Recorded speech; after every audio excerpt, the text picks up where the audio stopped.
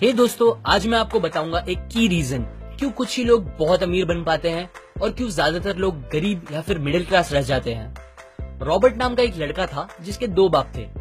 अब आप कुछ गलत मत समझिए, पहला उसका खुद का था पर दूसरा उसके दोस्त का बाप था जिसे वो अपना मुंह बोला बाप मानता था। पहले वाले ने पीएचडी की थी पर दूसरे ने कभी 8th भी पास नहीं की थी।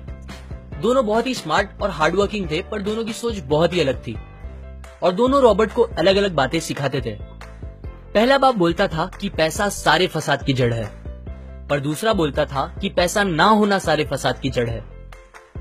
पहला रॉबर्ट को हमेशा महंगी चीजों के बारे में सोचने से मना करता था और कहता था कि वो हमारी हैसियत के बाहर है। दूसरा उसे कहता था कि वो सोचे और अलग अलग रास्ते ढूंढे जिससे वो सारी महंगी चीजें खरीद सके। ये करने से उसका दिमाग तेज होगा और नए आइडियाज भी मिलेंगे। पहला उसे कहता खूब मेहनत कर, अच्छे से पढ़ लिख ताकि तुझे बड़ी कंपनी में नौकरी लगे और तू बड़ा इंसान बन पाए। दूसरा कहता था तू खूब पढ़ मेहनत कर पर खुद की कंपनी खोल ताकि तू खूब सारी नौकरियां लोगों को दे पाए। रॉबर्ट के पास एक एडवांटेज था, उसने अपने दोनों बापों को अपनी अलग अलग सोच के साथ बढ़ते और उनकी तरक्की देखी। उसने अपना दिमाग लगाया और अपने दूसरे बाप की बातें मानी और फॉलो की, जो कि बाद में मायामी फ्लोरिडा का सबसे अमीर इंसान बना और उसकी सिखाई बातों से उसने खुद करोड़ों कमाए, जबकि उसका पहला बाप जिंदगी भर गरीब रह गया। सबसे इंपॉर्टेंट बातों में से एक बात जो रॉबर्ट ने अपने अमीर बाप से सीखी वो थी फाइनेंशियल लिटरेसी, जिसका मतलब है एसेट्स और लायबिलिटीज के बीच का डिफरेंस जानना। अब आप गौर से सुनिए, ये नॉर्मल कॉमर्स में सिखाए गए मीनिंग से थोड़ा अलग है। रॉबर्ट ने काफी इजी शब्दों में उसका मीनिंग बताया है, जो कि कुछ ऐसा है। एसेट्स कोई भी वो चीज होती है जो आपको पैसे बना के दे या फिर आपके जेब में पैसे डाले, और लायबिलिटीज वो चीजें होती है जो आपके जेब से पैसे ले ले या आपके पैसे खत्म करे। अमीर लोग इसीलिए अमीर होते हैं बिकॉज वो अपने एसेट्स बनाते हैं, जबकि मिडिल क्लास लोग बस लायबिलिटीज पे खर्च करते हैं। मिसाल के तौर पर रमेश और सुरेश नाम के दो दोस्त थे। दोनों सेम पोजीशन और सेम सैलरी पे काम करते थे। जब भी उन्हें सैलरी मिलती, रमेश अपनी सैलरी से नए कपड़े, नए गैजेट्स, नया फोन, बाइक या कार ऐसी चीजें खरीदता था जो उसे अमीर जैसा फील कराती थी। पर वो ये नहीं समझता था कि ये सारी चीजें लायबिलिटीज है जो उसके पैसे उससे ले रही है, ना कि बस जब वो उन्हें खरीदता है तब, बल्कि आगे भी मेंटेनेंस वगैरह के लिए, जिसकी वैल्यू वक्त के साथ कम हो जाएगी और ना ही वो उससे आगे कुछ पैसों का प्रॉफिट देगी। बट सुरेश ऐसा नहीं था। वो ये सारी चीजें नहीं खरीदता था जब तक कि उसके लिए बहुत जरूरी ना हो वो चीज खरीदना।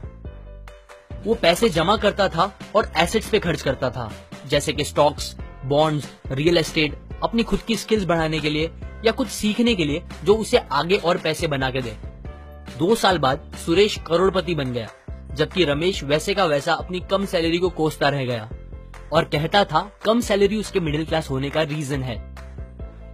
एक गरीब इंसान का कैश फ्लो कुछ इस तरह होता है, उसे पैसे मिलते हैं और फिर वो पैसे उसकी जरूरी खर्चों में खत्म हो जाते हैं। एक मिडिल क्लास का कैश फ्लो थोड़ा सा अलग होता है, उसे पैसे मिलते हैं, वो पैसे जरूरी खर्चों और लायबिलिटीज में खत्म कर देता है।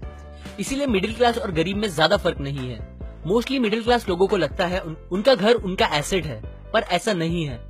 आपका घर आपको पैसे बना के नहीं देता अनलेस आप उसको भाड़े पे दो, जबकि अमीर लोगों का कैश फ्लो ऐसा होता है, उन्हें पैसे मिलते हैं, वो उस पैसों से अपने एसेट्स बनाते हैं पहले और फिर उससे बने पैसों से खर्चा करते हैं। इसीलिए वो अमीर होते जाते हैं क्योंकि उनके इनकम के सोर्स बढ़ते जाते हैं।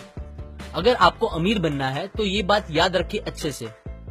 इस बात से फर्क नहीं पड़ता कि आप कितना कमा रहे हैं, बल्कि आप उन पैसों को कैसे और कहां खर्च कर रहे हैं, ये इंपॉर्टेंट है। आपको कंज्यूमर की सोच से बाहर आकर इन्वेस्टर की सोच अपनानी पड़ेगी।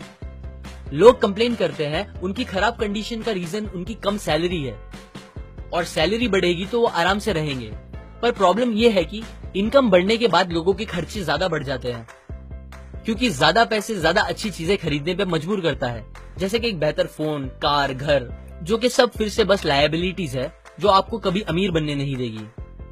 ये बातें मैंने रॉबर्ट कियोसाकी की book rich dad poor dad से पढ़ी है, जो वो पहली बुक थी जिसने मेरी सोच चेंज की और बेहतर बनाई। अगर आपको ये बातें अच्छी लगी तो लाइक करें, अपने व्यूज कमेंट करें और फाइनली सब्सक्राइब करें। मैं आपको ऐसी काम की बातें जो मैंने दुनिया के कुछ सबसे समझदार लोगों से सीखी है शेयर करूंगा, जो आपको सक्सेसफुल बनने में मदद करेगी। और आखिर में थैंक्स फॉर वॉचिंग।